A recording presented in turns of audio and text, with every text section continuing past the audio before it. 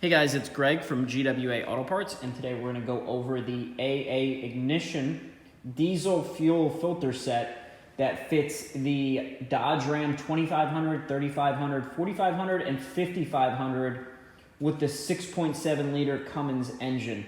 This is typically the 2013 to 2018 model years. So the fuel filter set actually screens out any sort of dirt, debris, rust, and other particles from the fuel before it enters your system.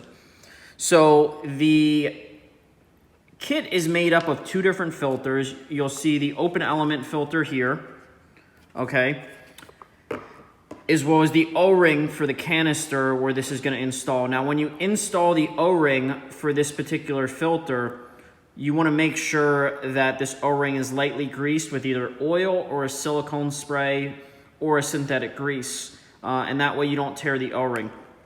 Now, the second closed element filter here, you'll notice is covered with plastic here. You want to make sure you leave this on until right before you install. And same thing, there's an O-ring here that you want to grease or oil before installing the filter. The last thing is in the opening here. If you reach in here, you'll see that there's a bag. There's one last O-ring, which is going to be for the drain plug here.